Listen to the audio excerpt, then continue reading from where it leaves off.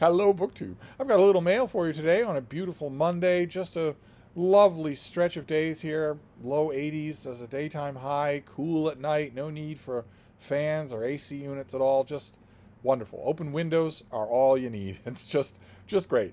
And I've got a tiny bit of mail here, including a periodical. I've got The Nation, which is all the cover article is on Kamala Harris here, but The Nation has a large amount of space in the back devoted to books, the so-called back of the book section. So that's always wonderful. I'm not yet at the point where I get a political magazine and just skip.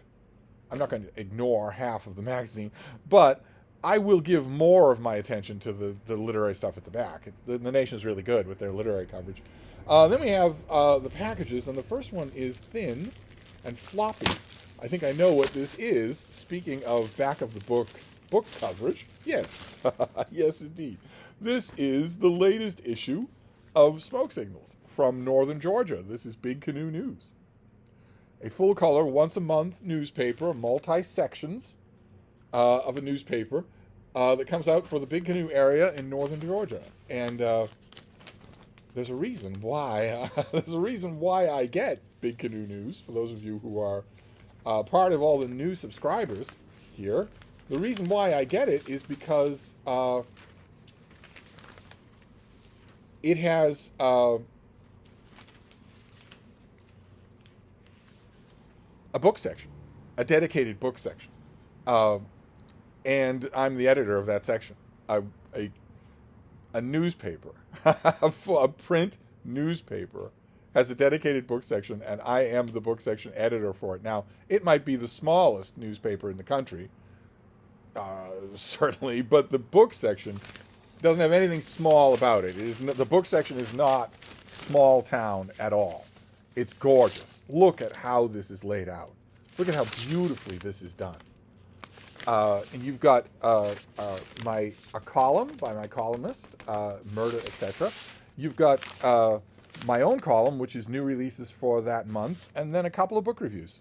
The Stadium and Sherlock Holmes and the Fatal Telegram. All laid out wonderfully. See the colored drop letters? The wonderful justifications there. Everything is just gorgeously done. It is an absolute thrill and pleasure. It is an absolute thrill and pleasure to be in the small company of print newspaper book section editors. There are almost none in the country. Almost none. Art section editors, sure. And book editors on an art staff, sure. But what newspaper in the country has a dedicated book section? Barely any of them do. Anymore, they all did once upon a time. Once upon a time, anywhere you went. The third smallest newspaper in Schaumburg, Illinois, was locally produced and would have a books editor. Nowadays, almost not at all. And so it's wonderful. It's wonderful to be back in the game, even on so small a stage as that. But anyway, let's look at these two packages here and see what we have. So this first one is from the folks at Europa Edition. This is translated literature. This is A Rebel in Gaza, A Daughter of Rafa Speaks. And it is by Asma Al-Ghul and Selim Nasib, and it's translated by Mike Mitchell. And it's from the folks at Europa Edition. Good, solid binding. You've got the French flaps here. The good, solid paperbacks. A whole bookcase of Europa Edition paperbacks would really set you up for reading-wise. So this has positive reviews from Kirkus and Publishers Weekly.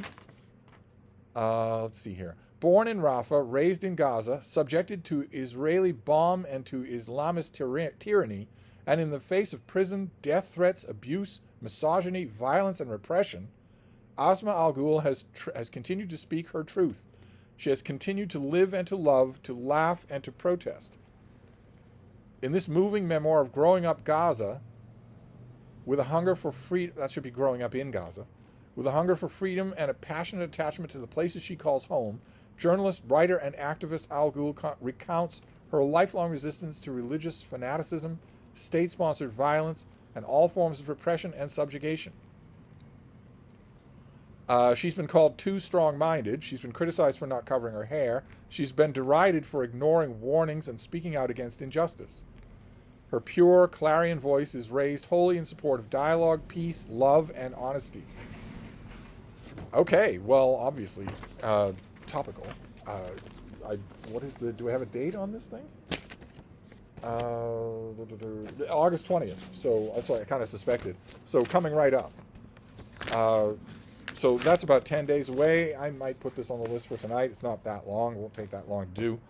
And then this next one. The package is bigger, but it's still very light. So it's probably still an advanced copy. Yes. Okay. This is an advanced copy. This is due in September.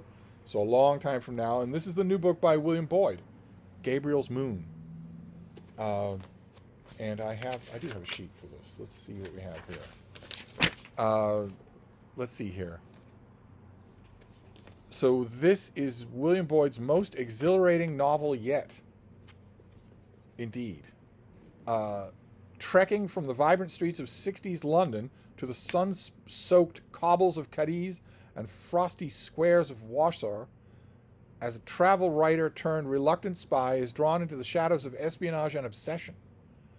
Gabriel Dax is a young man haunted by the memories of a fire that took his mother's life. Every night, when sleep finally comes, he dreams about his childhood home in flames. His days are spent on the move as an acclaimed travel writer, capturing the changing landscapes of Europe in the grip of the Cold War.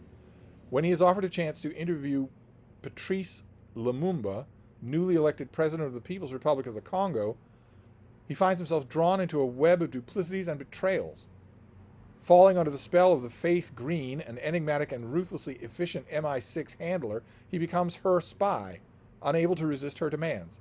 But amid the peril, paranoia, and passion consuming Gabriel's new covert life, there will also be revelations closer to home that may change his own story and the fates of those around him.